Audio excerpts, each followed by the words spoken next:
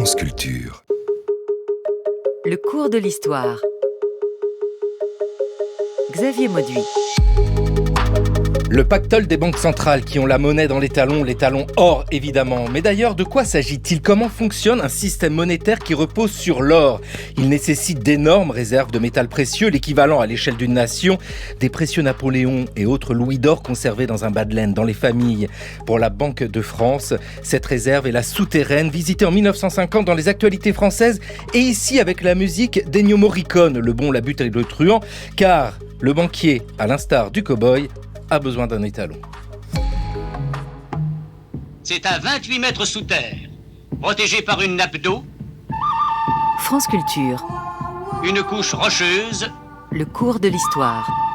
et 6,50 mètres d'épaisseur de béton, que dans un souterrain de 100 mètres de long se trouve stockée la réserve d'or. Xavier Mauduit. Garantie de la Docteur en histoire, en économie, directeur du service patrimoine historique et des archives de la Banque de France. Vous êtes l'auteur d'une histoire de la fausse monnaie en France. Mais là, on va parler de vrai or. Et vous êtes grand spécialiste de l'or, notamment l'or de la guerre froide. C'est un ouvrage aux éditions du Cerf. Et Gérard Mordillat, bonjour. Bonjour. Écrivain, réalisateur, vous avez co-réalisé avec Christophe Clair cette série Monnaie sur Arte, qu'on peut retrouver sur Arte TV. Je le dis tout de suite, Monnaie, version anglaise, c'est comme ça qu'on écrit le titre, pour les gens qui vont rechercher sur Internet. Oui, et ce n'est pas non plus Claude Monet, mais tout ça fonctionne très bien. Avec ici cette réflexion que nous avons autour de l'or. Arnaud Manas, la réserve d'or dont dispose un pays est la garantie de sa monnaie. L'archive le disait en 1950. C'est une histoire longue, cette garantie sur une réserve de métal précieux. L'or a toujours été le fondement de la monnaie. Alors, détenu plus ou moins en direct, c'est-à-dire que juste depuis l'Antiquité et la création des premières pièces en or de monnaie jusqu'à l'avènement des banques centrales, eh bien, c'était la garantie, elle était dans la pièce elle-même. Et après, ça a été déporté, cette garantie a été confiée à la Banque centrale. C'est-à-dire que quand vous aviez une pièce de monnaie en or, vous disposiez de votre petite quantité d'or avec vous qui garantissait la valeur de cette pièce. Et par la suite, la pièce ne contient plus autant de métal précieux, mais c'est ce qui est écrit dessus qui vous garantit par la Banque centrale qu'elle vaut cette valeur. Exactement. Enfin, plus exactement le billet, puisque ce qui compte à partir de la création des banques centrales, c'est-à-dire la première banque centrale en Europe et en Occident, c'est la Banque d'Angleterre en 1694, et les billets de la Banque d'Angleterre disent « I promise to pay to the bearer ». Je promets de payer au porteur la somme de tant de livres. Et ça se retrouve toujours sur les billets de la Banque d'Angleterre. Gérard Mordillat, cette histoire est fabuleuse, celle de la monnaie, parce que c'est en réalité une histoire du quotidien. Nous pensons beaucoup à l'économie, mais c'est l'histoire de destins humains qui ont besoin de travailler, de s'enrichir avec des espoirs, des fortunes. Et tout cela repose sur un métal, l'or. Ça repose surtout sur quelque chose que l'or incarne et qui est le mot qui structure toutes les monnaies depuis la nuit des temps, c'est la confiance. C'est-à-dire qu'il faut avoir confiance pour que l'échange ou l'achat puisse se faire. Et tout peut être monnaie. Le gobelet que j'ai ici, si nous sommes d'accord l'un et l'autre pour reconnaître que ça a une valeur, ça devient une monnaie. Et donc, il faut avoir cette confiance. Et c'est le lien social par excellence, parce que c'est celui qui nous permet d'entrer en contact avec des individus qu'on ne connaît pas, qu'on ne reverra jamais. Et certains théorisent même que c'est un facteur de paix, dans la mesure où, dans l'échange commercial ou dans l'échange symbolique, cela évite la guerre. Donc, il y a les deux choses. S'il y a une ambivalence fondamentale, et au fond de tout ça, eh bien, l'incarnation même de la monnaie, c'est l'or. Gérard Mordillat, vous avez un gobelet. Arnaud Manas, vous avez un gobelet. J'ai une gourde. Suis-je pauvre avec, dans cette réflexion sur l'or, on a malgré tout le besoin de prendre un peu de distance. Et c'est très juste ce que vous nous expliquez avec cette idée de gobelet. Nous décidons ce qui a de la valeur. L'or n'a pas été le seul métal précieux à servir d'étalon, ou en tout cas à mesurer la valeur des choses. L'argent.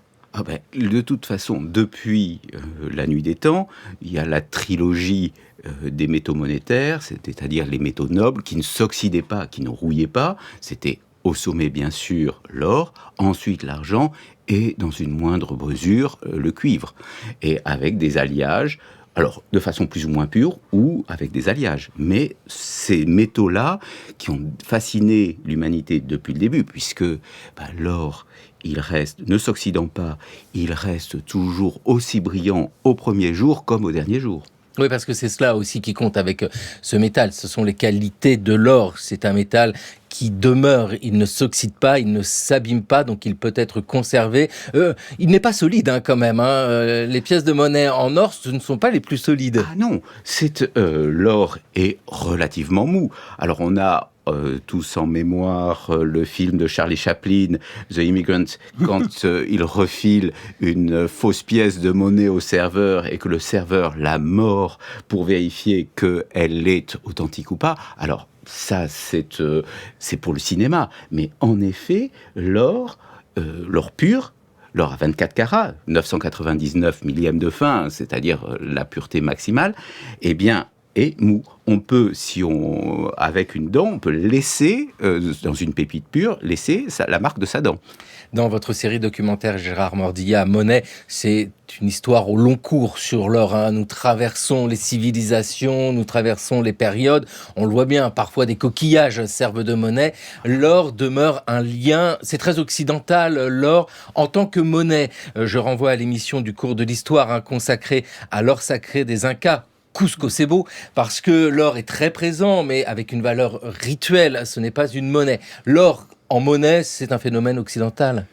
Oui, parce qu'il y a deux choses que j'aimerais rajouter sur l'or qui sont, d'une part, il y a sa rareté. Il y a donc la confiance, la rareté, et puis il y a aussi la beauté de la chose. Parce que la monnaie doit être aussi un objet qui, en tant qu'objet, a une grâce d'une certaine manière. Donc l'or avait toutes les qualités pour devenir justement cette monnaie par excellence. Mais vous avez cité les coquillages, les cauris. En réalité, ça a été extraordinaire puisque les petits coquillages ont été la plus grande espace monétaire au monde depuis près d'un millier d'années avant notre ère et jusque dans les années 50. En Afrique. En Afrique, partout, mais ça allait en Australie, en Chine, etc. Donc c'était là une monnaie qui n'était pas extraite, mais qui était pêchée. Donc on voit bien qu'il y a différentes façons, que la monnaie, en tout cas, n'est jamais une et qu'elle est multiple. Et d'ailleurs, c'est ce qui rend son approche fascinante aussi. Ah oui, la monnaie nous fascine obligatoirement et l'or fascine. On sait bien que l'or, ça évoque tout un imaginaire. Arnaud Manas, j'ai bien saisi que la pièce, pendant longtemps, avait sa valeur parce qu'elle contenait une quantité de métal précieux. C'est au 19e siècle que commencent à apparaître les banques centrales avec l'idée que la banque va conserver le métal précieux et va émettre des billets qui pourraient être échangés contre du métal. Exactement. Alors, il n'y a pas de date précise, mais c'est la banque centrale, qui ne s'appelle pas banque centrale à l'époque, ce sont des banques d'escompte qui vont émettre des billets avec la promesse de payer en échange de ce bout de papier qui intrinsèquement ne vaut rien, eh bien de payer la somme qui est inscrite. Alors sur les premiers billets de la Banque de France, il sera payé en espèces au porteur et donc sans surprésentation. C'est-à-dire que vraiment, on remettait le bout de papier et on se faisait payer en espèces. Alors, pour pouvoir être à même de réaliser cette promesse, il fallait que la Banque centrale ait des réserves suffisantes. Et c'est là que est arrivé, un peu comme dans n'importe quelle banque, il faut avoir des ratios prudentiels, et c'est-à-dire que soit c'était inscrit dans la loi dans certains pays, soit c'était des pratiques, mais c'était entre 25 et 30%, et entre un quart et un tiers, on va dire, que des billets qui étaient émis, qui devaient être couverts par de l'or. Avec, pour la série documentaire sur Arte Monnaie, un premier épisode sur l'invention de la monnaie, et nous saisissons bien ici que ce n'est pas obligatoirement de l'or ou de l'argent ou un métal, ça peut être autre chose. Le deuxième épisode, c'est frapper la monnaie, et cette fois-ci, nous nous approchons du métal peu à peu, et le troisième épisode, c'est le papier-monnaie. On voit bien ici que l'invention du papier-monnaie, ou en tout cas la construction d'un système qui accepte le papier-monnaie, c'est un moment dans notre histoire de l'or, parce que l'or est en réserve, et c'est le papier qui circule. C'est évident parce que au départ, les gens étaient tout à fait méfiants. Comment était-ce possible que simplement un papier représente et vale quelque chose, puisque, comme vous l'avez noté, ça ne valait rien. Et aujourd'hui, ça ne vaut toujours rien. Le billet que vous avez de 50 €, il vaut 50 € parce que vous croyez que ça vaut 50 € et que vous avez confiance justement dans le système qui garantit que ça paye 50 €. Donc ça, c'est une chose, c'est un long travail pour arriver là. Parce que là aussi, la monnaie, c'est pas quelque chose qui, d'un seul coup, a été inventé par un génial inventeur. C'est une suite de petites inventions très longues, etc., qui nous amènent à ça. Et le papier-monnaie que les Chinois ont été en réalité les premiers à pratiquer, je crois, à partir du VIe siècle de notre ère, je veux dire tout simplement parce qu'ils n'avaient pas d'or, ou ils en avaient très peu. Et donc, ils ont trouvé un système qui permettait de suppléer à ce manque d'or et de donner confiance par l'État, s'il y a un État, ou en tout cas par le roi, par l'empereur, par qui vous voulez, qui donne confiance, encore une fois, sur la valeur intrinsèque de ce papier qui, en tant que tel, ne vaut rien. Et l'or est forcément le fantôme derrière toutes les transactions. Et on ne peut pas imposer la confiance. C'est une histoire qui s'écrit petit à petit, avec des tentatives, des essais. Arnaud Manas, il n'y a pas un moment où l'on décrète, allez, désormais, ce sera du papier-monnaie. Il faut tout un temps d'adaptation, des échecs, pour en arriver au 19e siècle à ce que cela soit enfin possible. Alors, les tentatives de décréter ce sera la monnaie se sont traduites dans l'histoire, souvent par des échecs. Les assignats, par exemple. Sous la Révolution française. Sous la Révolution française. Et même avant, l'eau. Et le système de l'eau en 1715. Exactement. Mais les assignats peut-être plus encore, parce que c'était, comme l'avaient écrit des historiens, c'était, des économistes plus exactement, Thomas Sargent et François Veld, c'était la garantie ultime de l'assignat, c'était pas l'or, c'était la guillotine. C'est-à-dire, si la couverture, c'était couvert par la guillotine, vous refusiez le papier-monnaie, eh bien, vous étiez guillotiné. On vous coupait les moyens. Exactement. Voilà, justement dit, échec du système de l'eau, de l'as au début du XVIIIe siècle, échec des assignats. Par contre, au début du XIXe siècle, on voit des choses se mettre en place. Alors, c'est vrai que cette histoire est liée à la confiance. Vous nous disiez, Gérard Mordillas, c'est aussi lié à l'autorité du pouvoir. Hein. On l'entend bien, parce que quand ça se met en place au XIXe siècle, c'est un pouvoir fort aussi. Oui, en même temps, je reviens sur l'écorie, qui était un exemple de monnaie qui ne repose pas sur un pouvoir central. C'est tellement vaste, il n'y a pas une décision. Alors après, c'est vrai que la monnaie existe dans sa relation à l'État ou à l'autorité. Disons qu'il faut absolument qu'il y ait ça. Mais c'est ça qui change. Et à partir, vous avez raison, du 19e siècle, la chose devient fondamentale et exprimée comme telle. C'est la garantie ultime de la valeur de la monnaie, et que l'or est évidemment la grande garantie. Tout à fait. Mais il faut savoir qu'au début du 19e siècle et pendant le 18e siècle, le billet de banque, ce n'est pas un produit de grande consommation. C'est réalisé à une élite, c'est réservé à une élite, et surtout, c'est un instrument financier, c'est un instrument de paiement de gros montants. En effet, quant au début du 19e siècle, en 1803, création du franc germinal. La définition est très simple. 1 franc égale 5 grammes d'argent. Et là, un rapport fixe entre l'or et l'argent. 1 gramme d'or vaut 15,5 grammes d'argent. C'est fixé dans la loi.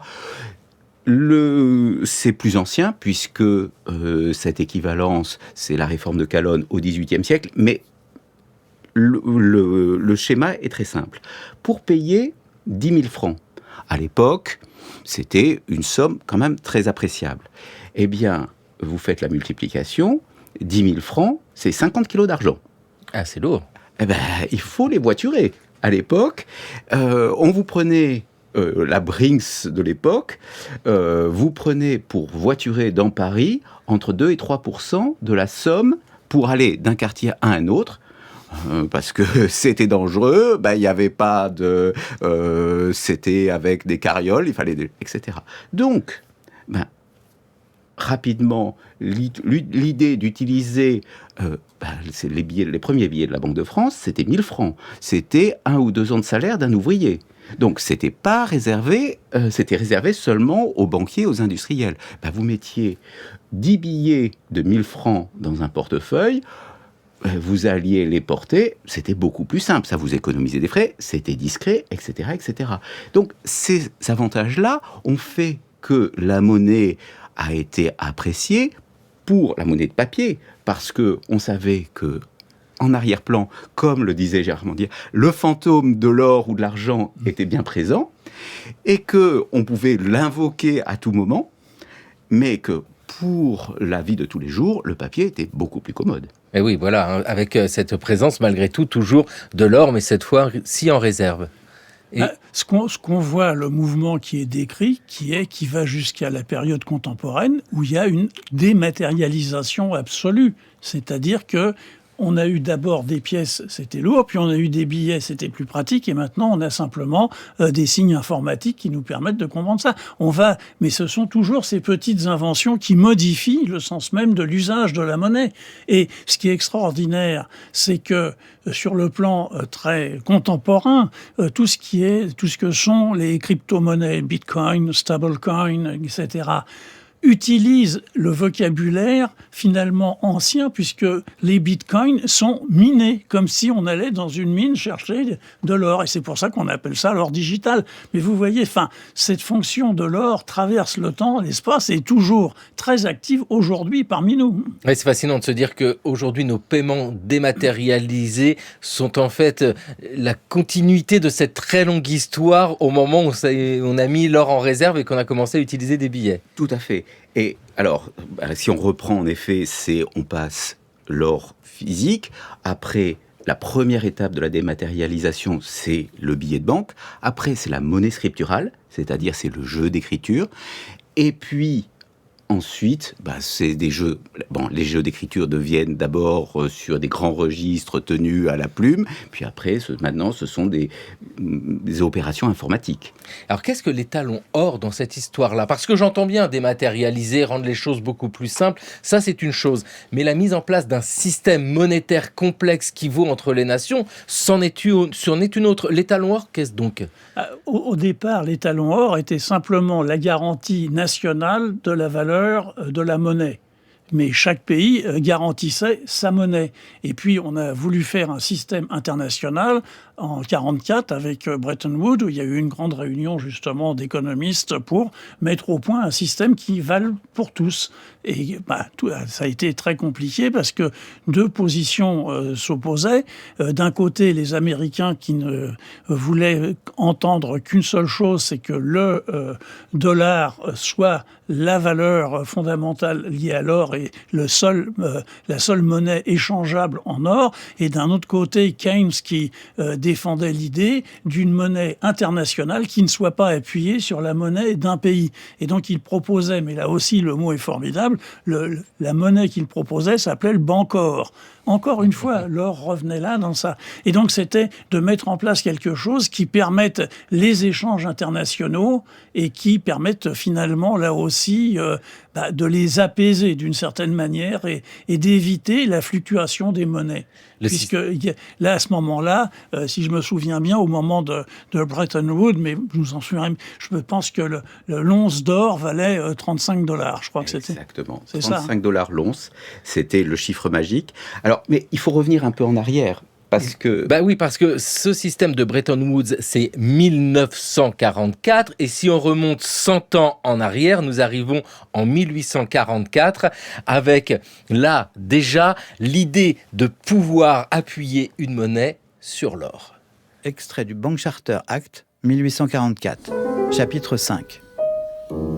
Il est décrété qu'à compter de l'adoption de la présente loi, Nul ne pourra, par quelque moyen, stratagème, subterfuge ou artifice que ce soit, recevoir ou payer, pour toute pièce d'or ayant un cours légal au sein du Royaume-Uni, de la Grande-Bretagne et d'Irlande, une valeur, un bénéfice, un profit ou un avantage supérieur ou inférieur à la valeur légale réelle que cette pièce d'or représente ou représentera de par sa dénomination.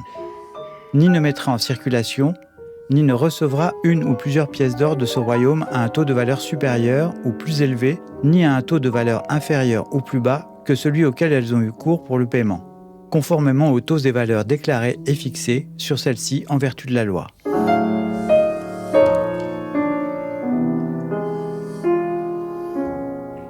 C'est Thomas Beau qui nous lisait ici avec une forme d'érotisme torride cet extrait du Bank Charter Act de 1844. Non mais ces textes liés à la monnaie, c'est toujours quelque chose de très particulier. Arnaud Manas, 1844, que se passe-t-il ? Eh bien, alors, on est dans l'affirmation de la révolution industrielle anglaise, de la domination mondiale. La livre sterling est la monnaie dominante à cette époque-là. Et il y a toute la querelle en arrière-plan avec ceux qui considèrent que la Banque d'Angleterre doit être limitée sur son émission ou pas, mais tout ça, c'est en arrière-plan. Ce qui est important pour l'étalon or, c'est que chaque pays va définir la valeur en or de sa monnaie. Les Français l'ont fait auparavant en 1803 avec le franc germinal. Mais ça, c'est depuis le Moyen-Âge. Le roi fixe, dit telle monnaie aura telle valeur. Et ensuite, ça c'est dans à peu près tous les pays. Mais ce qui se passe, et ce qui n'est pas dans le paragraphe, c'est encore plus torride. Donc je comprends que vous l'ayez censuré à l'antenne, parce que quand même, ces questions-là ne sont pas à laisser entre des mains innocentes. C'est le fait que la Banque d'Angleterre est limitée dans son pouvoir d'émission et que ça va tout à fait pousser la mise en place de la monnaie scripturale en Grande-Bretagne. Ça, ce sont les conséquences, mais avec le fait qu'il est nécessaire d'avoir une garantie or pour les billets émis par la Banque d'Angleterre. Et là, ça renforce encore plus le principe. Donc, l'étalon or qui est en train d'émerger au niveau international se fait. Pourquoi ? Parce que c'est la Grande-Bretagne qui est la puissance dominante. C'est la Grande-Bretagne qui a toujours été, depuis fin du XVIIe siècle, début du XVIIIe siècle, à l'étalon or, monnaie au métallisme or, alors que la France a été toujours bimétalliste, avec et de l'or et de l'argent, que, par exemple, l'Allemagne et d'autres pays étaient monométalliques argent.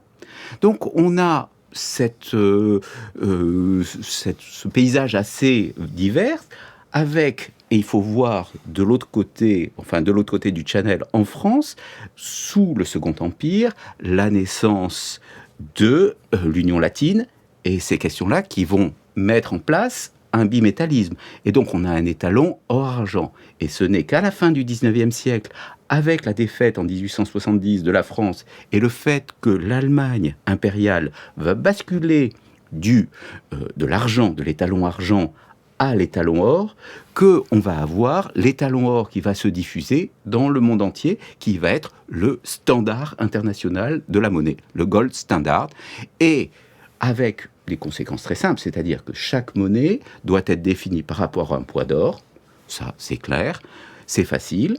Ensuite, qu'on accepte la monnaie au poids, c'est-à-dire que si vous venez payer avec des souverains, c'est-à-dire des pièces de 1 livre de la Banque d'Angleterre, émises par la monnaie anglaise en France, eh bien on va vous les reprendre au poids, on va les refondre et on va en faire des bons Napoléon avec soit l'effigie de Napoléon III, soit le coq de la Troisième République. Et puis, voilà. Et les billets des banques centrales, bien sûr, doivent être couverts à chacun.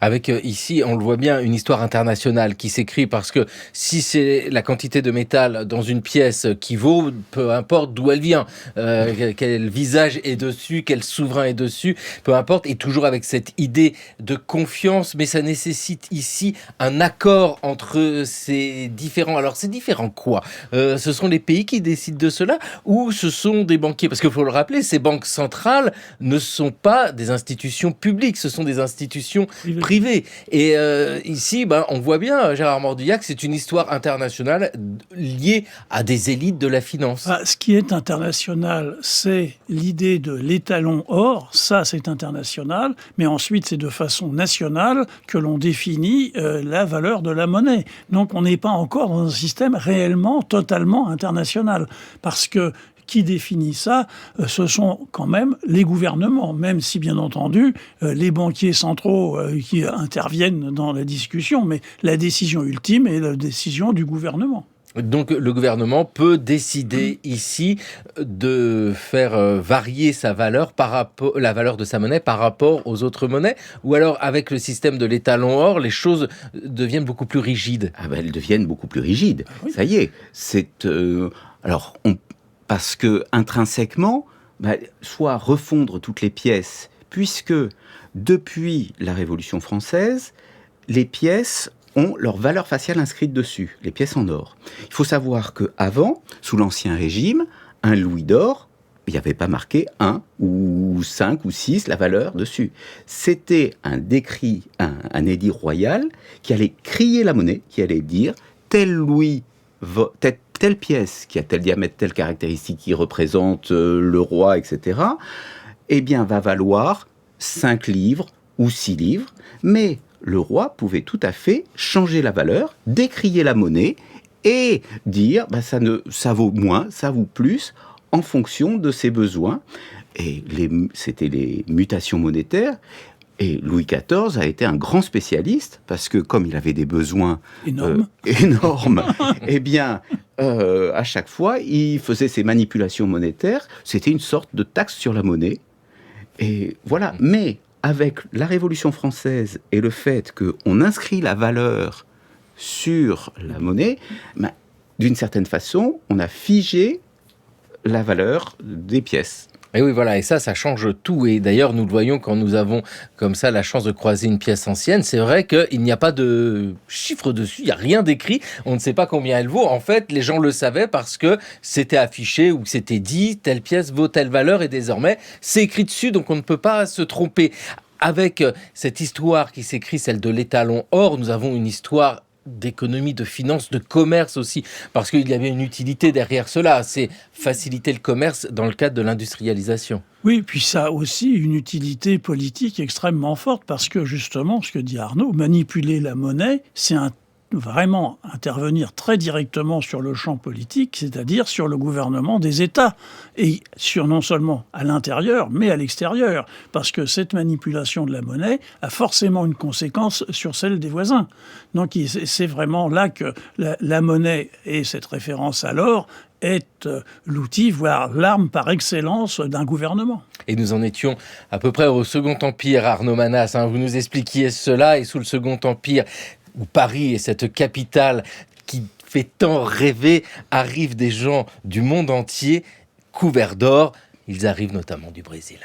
Qui est dans le cours de l'histoire sur France Culture, une émission réalisée par Thomas Beau et Laurence Millet, avec à la technique Ludovic Auger. Aujourd'hui, dans le cours de l'histoire, le pactole des banques centrales qui ont la monnaie dans l'étalon or. L'étalon or, parce que Arnaud Manas, vous nous avez dit que pour les Allemands, c'était l'argent à un moment. Pour d'autres, il y avait les deux métaux, l'or et l'argent. Ce sont les Britanniques qui mettent en place cet étalon or.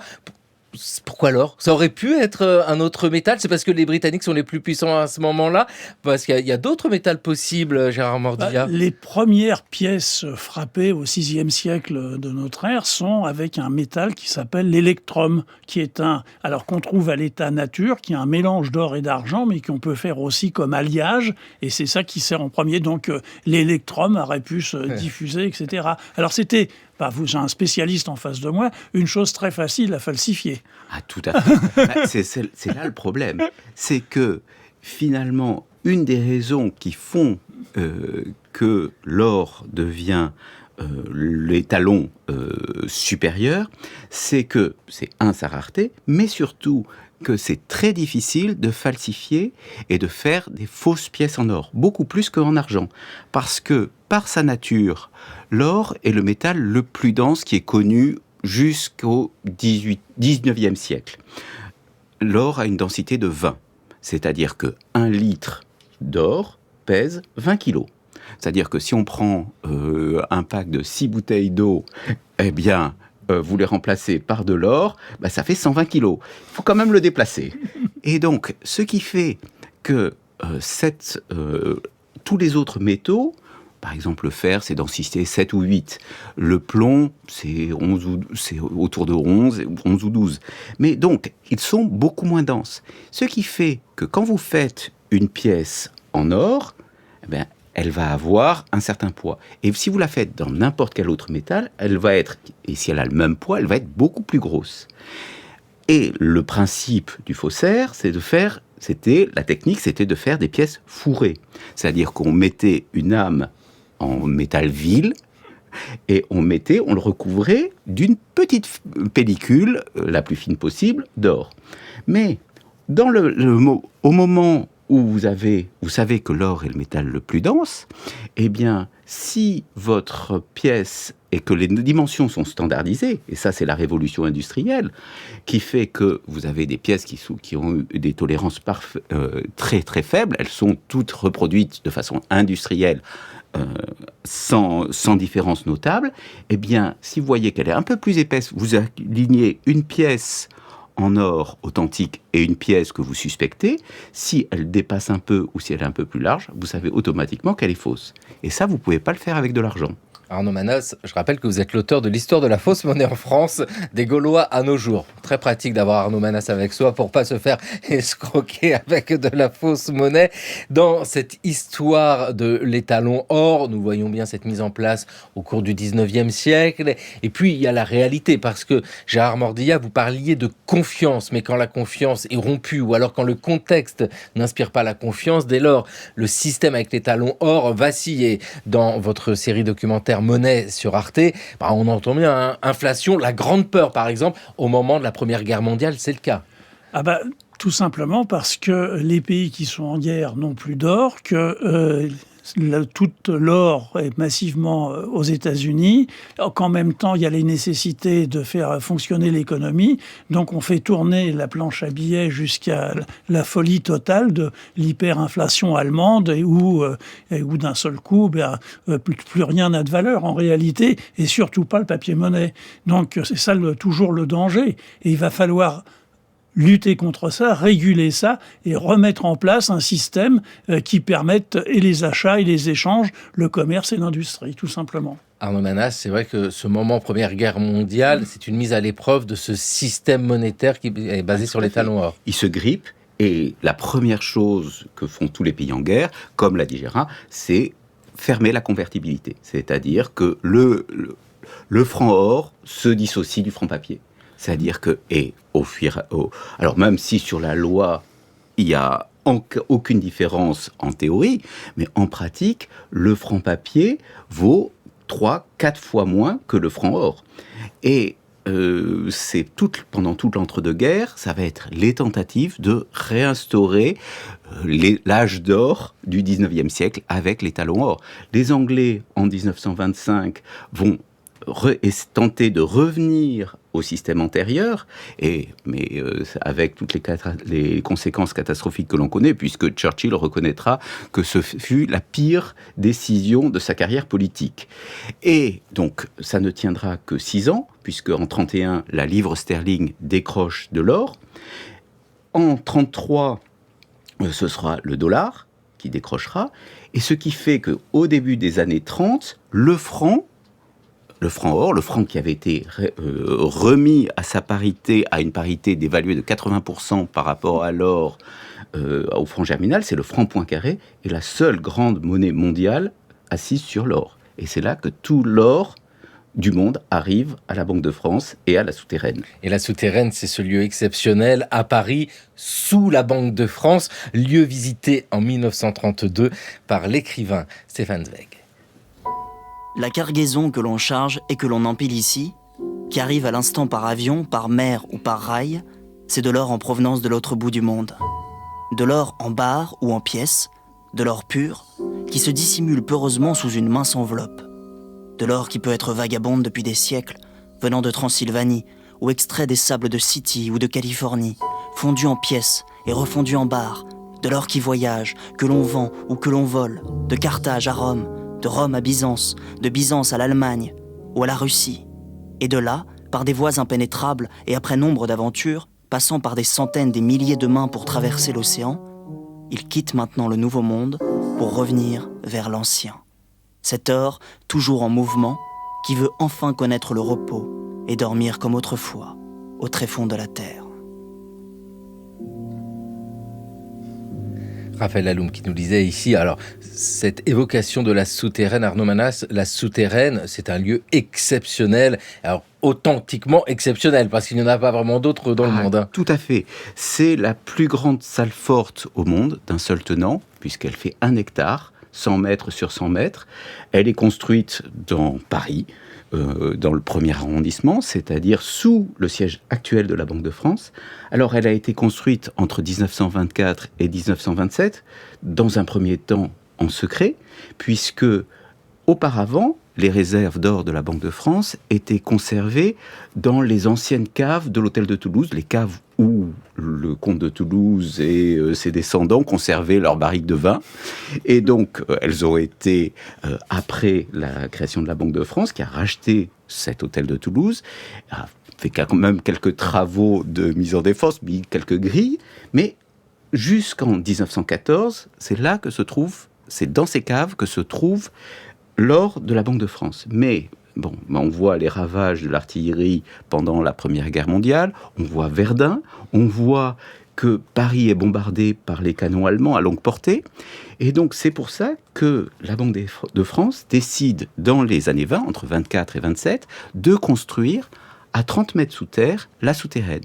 C'est un chantier absolument titanesque, puisqu'il y a 1200 ouvriers qui se relaient jour et nuit pendant 3 ans pour creuser. Donc il faut creuser ces 4 puits de mine qui vont aller jusqu'à moins 30 mètres. Mais il faut savoir que environ à moins 8, moins 10 mètres, il y a la nappe phréatique de la Seine. C'est la fameuse grange batelière. Donc il faut traverser la grange batelière. Alors, c'est des techniques de construction classiques immergées, c'est-à-dire que on a utilisé soit les cloches à plongeurs, soit la congélation de l'eau pour descendre. Ensuite, on a chemisé ces 4 puits de mine avec un béton à prise rapide. À moins 20, on arrive dans une poche de calcaire dur et qu'on a escavé. Et avec un réseau de galeries, ils ont remonté tous les gravats. Ils avaient calculé que toutes les péniches qui avaient été, puisque les gravats étaient ensuite évacués par la Seine, toutes les péniches bout à bout auraient relié Le Havre à Paris. Ouais. Donc c'était 150 000 tonnes de remblais, etc., etc. Donc c'était un travail titanesque. Et une fois que c'est terminé, donc, ils ont cette salle forte, la Souterraine, et dans lequel, l'or de la Banque de France est conservé, et est toujours conservé d'ailleurs. Et donc, en 1932, lorsque toutes les monnaies, les grandes monnaies vacillent, qui étaient liées à l'or vacillent, tout l'or du monde va être concentré à Paris et à la Banque de France, puisque le franc est parfaitement convertible en or. Et donc, c'est pour ça que Stefan Zweig demande et obtient la possibilité de visiter la Souterraine, et il en fait un court récit de voyage que vous avez évoqué. Avec la réserve d'or en France, et c'est vrai que nous avons oublié cette histoire-là du franc qui est la monnaie convertible en or, on est encore une fois avec beaucoup de fantasmes, parce que vous nous le disiez, Arnaud Manas, la Souterraine est construite dans le plus grand secret, mais on fait venir quand même un écrivain. Parce que c'est aussi envoyer un message, et moi je rejoins ce que disait Gérard Mordia, c'est aussi la confiance. Parce qu'on a un gros coffre-fort qui est caché sous la Banque de France, il faut quand même le faire savoir, ça rassure tout le monde aussi. Bien entendu, il faut rendre public sa fortune, et ça fait partie d'ailleurs des choses qui sont étonnantes par rapport à la monnaie.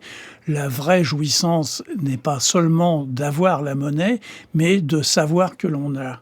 Et la jouissance, c'est la jouissance de la jouissance, comme dit Frédéric Gros. C'est pas simplement l'usage qu'on peut en faire, c'est potentiellement tout ce que l'on peut faire et de faire savoir que l'on peut le faire. Et c'est ça qui est extraordinaire. Mais là, l'histoire, peut-être, on peut dire un instant que justement, après 14-18, la destruction de la confiance dans la monnaie amène des problèmes sociaux très graves, aussi bien en France qu'en Allemagne, etc. Parce que les Français réclament des dommages de guerre aux Allemands, les Allemands n'ont plus d'or pour payer, donc on envoie des gens travailler, etc. Ça se passe très mal, mais les Américains qui nous ont prêté de l'argent réclament qu'on leur rende en dollars or, ce que nous n'avons plus. Donc ça va être une catastrophe, et ce qui va être un des éléments, à mes yeux, qui vont conduire à ce que sera la Deuxième Guerre mondiale. Oui, parce qu'il y a ce moment, Seconde Guerre mondiale, qui est la nouvelle mise à l'épreuve de ce système-là, l'étalon or, déjà tellement fragilisé, on l'a entendu avec ce que vous nous disiez, Arnaud Manas, et c'est pareil pour la Seconde Guerre mondiale. Nouvelle réflexion sur ce système monétaire. Alors, tout à fait. Alors, juste une petite parenthèse avant, l'or est évacué de la souterraine, l'or de la France est évacué, et il est parti, il part où ? Alors, il part, il est dispersé dans le monde entier, façon puzzle, puisqu'il y a une partie qui est envoyée au Canada, alors une partie en Angleterre, une partie au Canada, une partie aux États-Unis, une partie en Martinique et une partie en Afrique. Ah oui, donc des tonnes et des tonnes d'or qui se déplacent. Il y avait à l'époque, c'était environ 2200 tonnes d'or, et qui sont envoyées dans le monde entier, mises à l'abri, et il n'y a pas eu un seul gramme d'or qui est tombé aux mains des nazis. Et le système, donc pendant la Seconde Guerre mondiale, est complètement chaos. Exactement. L'or ne circule plus, mais il va servir les bas de laine des Français, les quelques Napoléons vont servir à s'alimenter au marché noir. Oui, parce qu'il y a ça, il y a ces quantités d'or aussi dans chaque famille, Gérard Mordia, et ça évoque des choses à tout le monde. L'idée de conserver un peu d'or chez soi, c'est le au cas où, la sécurité. Ça reste, selon une expression banale, la valeur refuge. Et donc, effectivement, quand on a 1 ou 2 louis d'or, je ne sais pas, je n'en ai jamais eu, mais on est content d'avoir ça chez soi en se disant qu'en cas de malheur, ça peut toujours servir. Et c'est vrai que pendant la Deuxième Guerre mondiale, ça a servi justement à se nourrir et peut-être aussi à échapper à la France. Avec, au lendemain de la Seconde Guerre mondiale, de nouvelles réflexions sur ce système monétaire et sur l'étalon or, avec l'économiste Keynes. N'était-ce pas moi, alors que nombre d'iconoclastes d'aujourd'hui étaient déjà les adorateurs du veau d'or, qui écrivit que l'or est une relique barbare ? Serais-je à ce point infidèle, oublieux, sénile, qu'à l'instant même du triomphe de ses idées, quand dans un même élan les forces vives, les gouvernants, les parlements, les banques, la presse, le public et même les économistes ont enfin accepté les nouvelles doctrines, j'irais aider à forger de nouvelles chaînes pour résister dans un vieux donjon.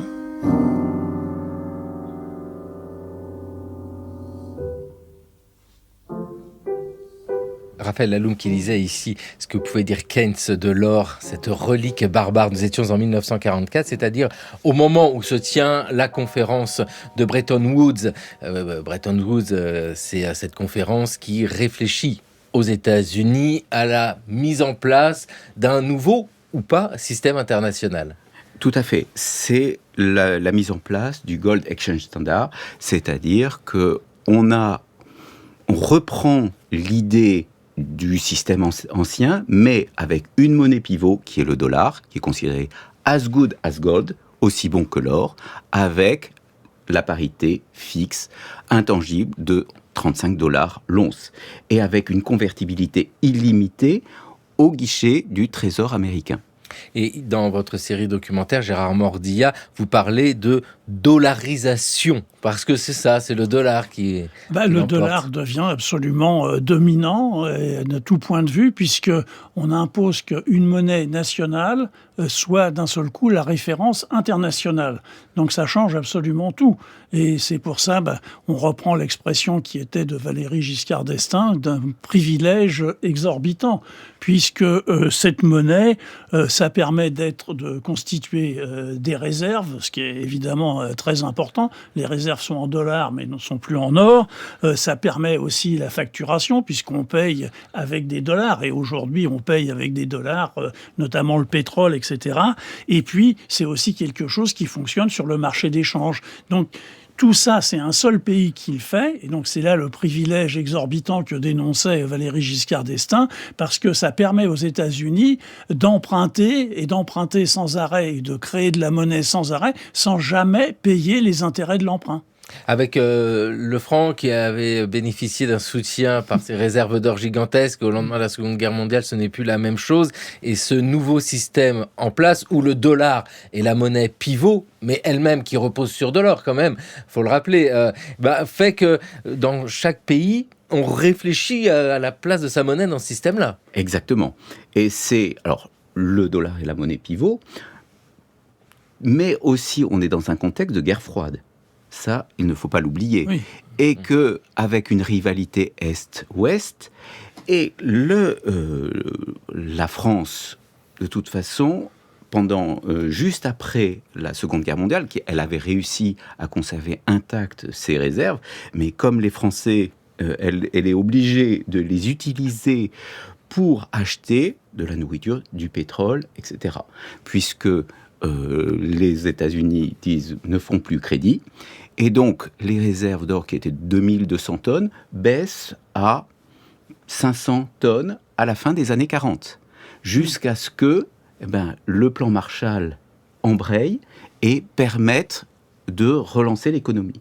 Et ce n'est que à la fin des années 50, lorsque le général de Gaulle arrive et va réformer le système monétaire français, c'est-à-dire d'évaluation, remise en ordre d'un certain nombre de systèmes financiers et la fiscalité, que le franc va redécoller et que la France va accumuler des balances des paiements et va accumuler des dollars.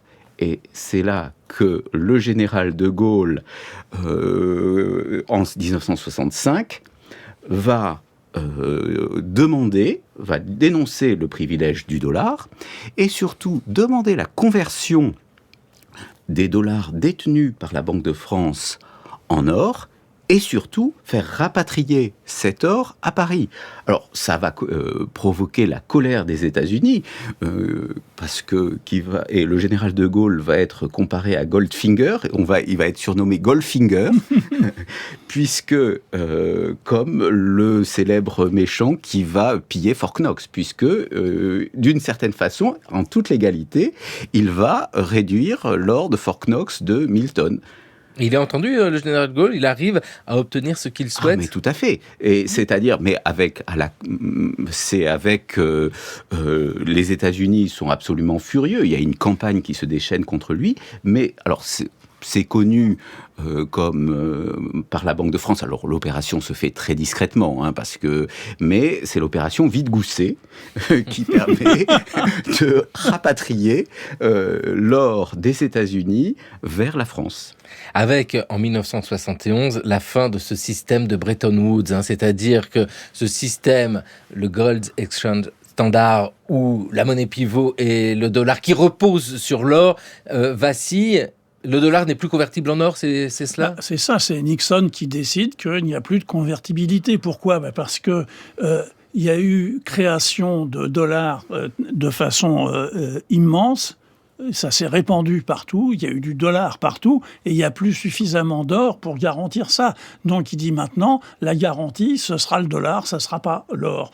Et c'est un changement radical dans les relations internationales, bien entendu, puisque à ce moment-là, on peut dire que les États-Unis instaurent une sorte d'hégémonie monétaire sur l'ensemble des sociétés occidentales. Mais vous avez raison de citer l'idée de la guerre froide, ça vient là. En 1944, à Bretton Woods, c'est que le début, puisque même des représentants soviétiques sont présents à Bretton Woods, puisque ce sont des alliés contre le nazisme, il ne faut pas l'oublier. Donc après, ça va se dégrader. Nixon, qui est très anticommuniste et qui pense que s'ils ne font pas ça, l'Europe entière passera au communisme. C'est pour ça que je reviens sur ça. Là encore, l'argent est utilisé de façon... Enfin, l'or et les manipulations sur la monnaie sont utilisées de façon très directe pour intervenir politiquement sur la situation mondiale. Et le choix de Nixon, qui est un choix unilatéral, se met tous les alliés devant la situation qu'il a créée et sans discussion. Avec la fin de Bretton Woods, c'est la fin de tout un système, même si l'or demeure, je reprends l'expression, une valeur refuge, tout de même. Tout à fait. C'est-à-dire que la fin de Bretton Woods, 71, et surtout le flottement des monnaies défini en 74 à la conférence de la Jamaïque, fait que le lien entre l'or et la monnaie est coupé. Mais ça ne retire pas pour autant sa valeur à l'or, qui reste l'actif de dernière ressource, de réserve, ou de dernier ressort plus exactement, et qui reste dans les banques centrales une partie du bilan, et qui rassure aussi.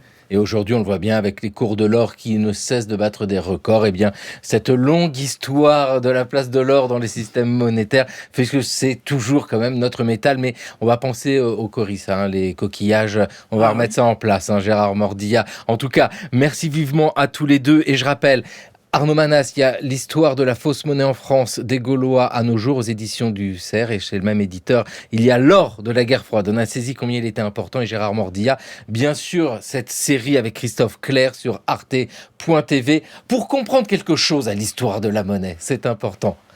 C'est notre histoire.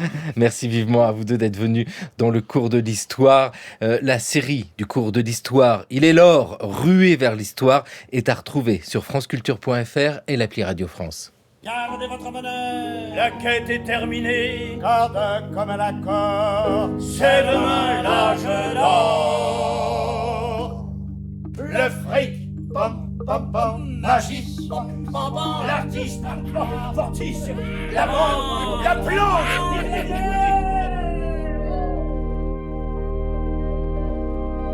Les frères Jacques qui chantaient le fric dans le cours de l'histoire sur France Culture. Et puisque nous parlons d'argent, il y a quelques pièces sur la couverture du numéro de l'histoire avec ce dossier 1000 ans de capitalisme, des marchands de Venise, leçons de Brodel et en passant par Marx et Elon Musk. Bonjour Valériane. Bonjour Xavier. Directrice de rédaction du magazine L'Histoire, donc du capitalisme à foison. Oui, alors pour une fois, nous allons être en phase avec le reste de l'émission, avec ce capitalisme et beaucoup de choses que vous avez dites déjà sur la confiance, par exemple, sans quoi il n'y aurait pas non plus de capitalisme.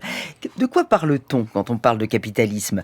Depuis Marx, on a pris l'habitude de désigner sous ce nom des sociétés industrielles, où les moyens de production sont propriété privée, où le marché est libre, l'État libéral, et où une classe très minoritaire, les bourgeois, s'emploie à s'enrichir sur le dos d'une masse de travailleurs exploités, les prolétaires. C'est parfois un peu plus compliqué que cela, et beaucoup d'économistes d'ailleurs, prudents, évitent le terme, qu'ils trouvent peut-être trop polémique. Mais les historiens, eux, s'en sont emparés.